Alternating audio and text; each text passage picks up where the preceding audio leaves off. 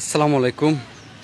অসহায় পানিবন্দী মানুষের মাঝে সামান্য কিছু ত্রাণ বিতরণ স্বপ্নের ঢেউ সমাজ কল্যাণ সংস্থার আয়োজনে এবং সিলেটি নেটওয়ার্ক প্ল্যাটফর্মের সহযোগিতায় আমাদের আজকের এই সামান্য কিছু সহযোগিতা অসহায় বন্যার্ত মানুষের মাঝে, মানুষের জন্য, জীবনের জন্য, মানুষের অসহায়ত্বের সময় মানুষের কাছে থাকুন, মানুষের পাশে দাঁড়ান, এই প্রত্যাশা রইল সবার প্রতি।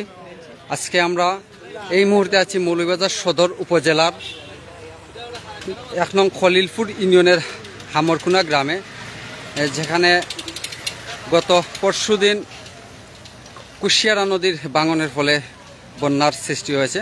তো আমরা আপনাদেরকে দেখিয়েছিলাম সেই পরিস্থিতি এবং এই এলাকার প্রায় বেশিরভাগ ঘরবাড়ি কিন্তু বন্যায় প্লাবিত। এখনও এই এলাকার অনেক মানুষ আছেন আশ্রয় কেন্দ্রে, অনেকেই বা রাস্তায় তাঁবু টাঙিয়ে নিজের বাসস্থান নির্ধারণ করেছেন। সম্মানিত ভিউয়ার্স, যারা আপনারা এই লাইভটি দেখবেন সবার প্রতি অনুরোধ রইল, পুরো সিলেটবাসী কিন্তু এই বন্যায় আক্রান্ত।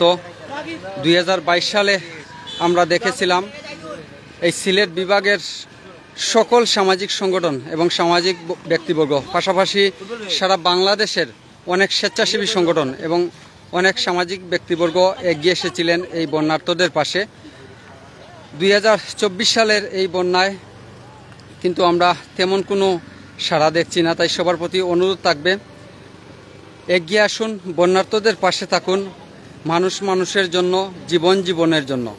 সম্পদটুকু চিরকাল থাকবে না, কিন্তু আপনার সম্পদ যদি ভালো কাজে ব্যয় করেন, মানুষের এই অসহায়ত্বের সময় যদি আপনার সম্পদ মানুষের জন্য, মানুষের কল্যাণে ব্যয় করেন, তাহলে কিন্তু এই সম্পদ আপনার দুনিয়া এবং আখেরাত দুইটাই কিন্তু দুই স্থানের জন্যই কিন্তু কল্যাণকর হবে।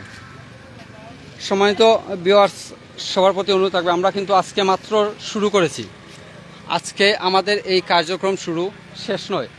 আমরা আমাদের সাধ্য অনুযায়ী আমরা তাৎক্ষণিক সামান্য কিছু সহযোগিতা, হয়তো আমরা কয়েকটি পরিবারকে মাত্র এখন সহযোগিতা করতে পারবো। তো আমরা আশা রাখি ইনশাআল্লাহ যদি আপনারা সবাই এগিয়ে আসেন, সবাই আমাদের সাথে একাত্মতা পোষণ করেন, তাহলে আমরা কিন্তু আজকের এই পরিমাণটাকে কয়েক গুণে বৃদ্ধি করতে পারবো ইনশাআল্লাহ। আমরা ইতিমধ্যে জানি যে সিলেটের বিভিন্ন এলাকা, সিলেট বিভাগের প্রায় 4টি জেলায় কিন্তু বন্যায় আক্রান্ত। বিশেষ করে মৌলভীবাজার এবং সুনামগঞ্জের অবস্থা খুবই ভয়াবহ। আমরা মৌলভীবাজারে কিন্তু ধলাই নদী এবং কুশিয়ারা নদীর ভাঙনের ফলে অনেক এলাকায় কিন্তু প্লাবিত, অনেক মানুষ এখনও ঘরছাড়া অসহায় অবস্থার মধ্যে আছেন। এই সময়টায় আপনারা এগিয়ে আসবেন, এই প্রত্যাশা আমাদের। এই অসহায়ত্ব কিন্তু স্থায়ী নয়। এরা কিন্তু এই মানুষগুলা যারা আজকে বন্যায় আক্রান্ত, যারা বিভিন্ন আশ্রয় কেন্দ্রে আশ্রয় নিয়েছেন, এরা যে সত্যিকারের চিরস্থায়ী অসহায় তা কিন্তু না। এই মানুষগুলা এমনও অনেক মানুষ আছেন যারা আশ্রয় কেন্দ্রে আছেন বা রাস্তায় তাঁবুগের অবস্থান নিয়েছেন, তাদেরও কিন্তু সামর্থ্য ছিল হয়তো এই বন্যার আগ পর্যন্ত, তারাও মানুষের সাহায্যে এগিয়ে এসেছেন, মানুষকে সহযোগিতা করেছেন। হয়তো আজকে এই বন্যার জন্য এই মানুষগুলা সাময়িক অসহায়ত্বর মধ্যে পড়েছেন। ইনশাল্লাহ আমরা আশা রাখি মহান আল্লাহর দয়ায় হয়তো খুব শীঘ্রই এই সমস্যার সমাধান আল্লাহ করে দেবেন ইনশাল্লাহ। এমনি আলী হুসাইন ভাই, আমি সৌদি আরব থেকে সাথে অসংখ্য ধন্যবাদ আলী হুসাইন ভাই। আপনারা যারা প্রবাসে আছেন, প্রবাসে অনেক ভাই বন্ধু অনেকেই কিন্তু এই বন্যার্তদের সাহায্যে এগিয়ে আসেন, বা বিভিন্ন দুর্যোগের সময় বাংলাদেশে একের পর এক প্রাকৃতিক দুর্যোগ আসে এবং এর মধ্যে কিন্তু অনেকেই আমাদের দেশ বিদেশের, বিশেষ করে আমাদের প্রবাসী ভাইয়েরা সব সময় আপনাদের সহযোগিতার হাত প্রসারিত রাখেন। আমরা আমাদের সাথে যদি আপনারা একাত্মতা পোষণ করেন, ইনশাআল্লাহ আপনারা যদি কেউ উদ্যোগী হন, আপনারা যদি চান যে আপনাদের সহযোগিতাটুকু আমরা মানুষের হাতে পৌঁছে দিতে, ইনশাআল্লাহ আমরা সর্বোচ্চটা দিয়ে আমরা চেষ্টা করব আপনার অনুদানটুকু আমরা মানুষের মাঝে পৌঁছে দিতে। আজকে আমরা শুরু করেছি সামান্য কিছু ত্রাণ দিয়ে। এখন গত 2024-এর যখন সিলেটে বন্যার একটা প্রকোপ ছিল, তখনও কিন্তু আমরা কয়েক লক্ষ টাকা ত্রাণ বিতরণ করেছিলাম। সেই টাকাটা কিন্তু আমরা আমাদের পকেট থেকে করিনি, সেই টাকাটা আপনাদেরই দেওয়া অনুদান। আপনাদের অনুদানটুকুই আমরা মানুষের মাঝে পৌঁছে দিয়েছিলাম।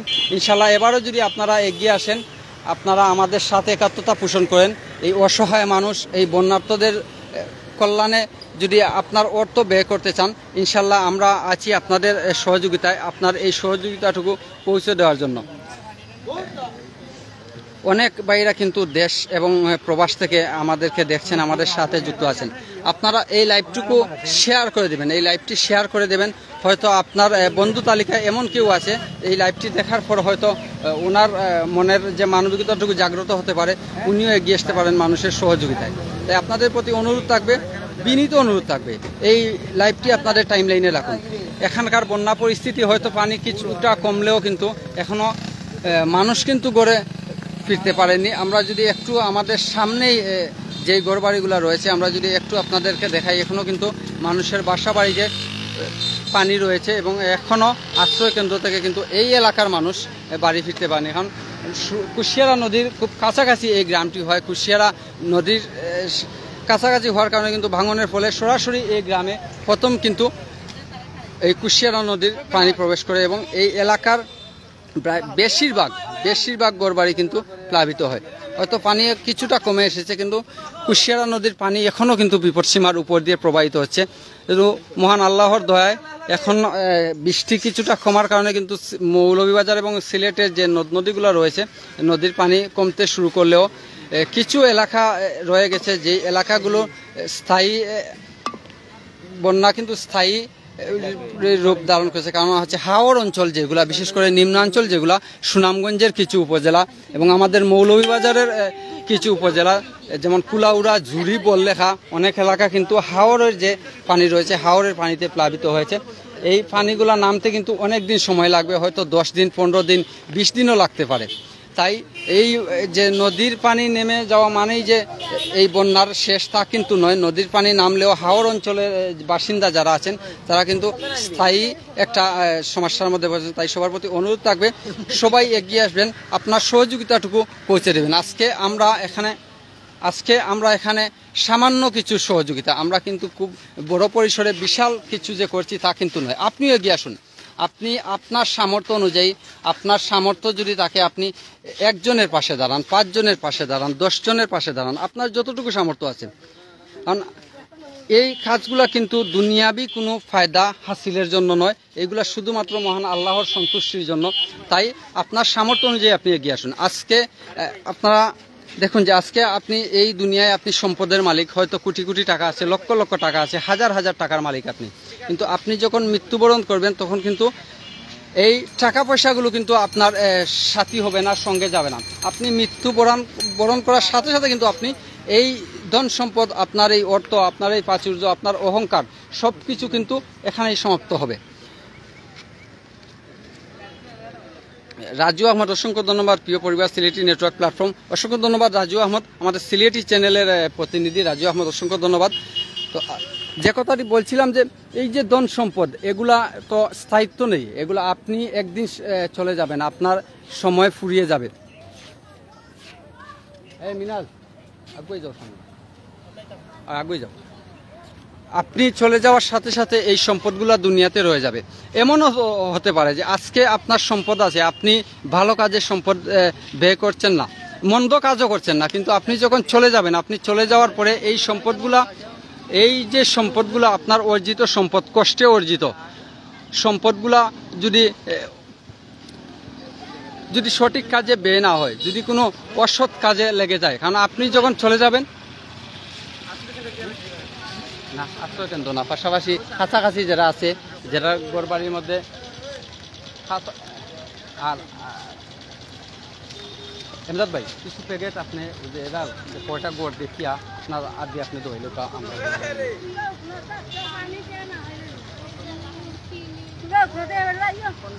জি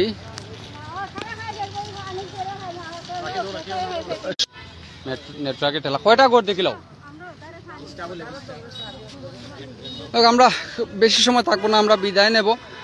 আমরা কাদেরকে দিচ্ছি আমরা আপনাদেরকে দেখাতে পারছি না, কারণ এই যে মানুষগুলা, এরা আসলে স্থায়ী অসহায় নয়, এরা হয়তো স্বল্প সময়ের জন্য এই বন্যার জন্য অসহায়ত্বের মধ্যে পড়েছেন।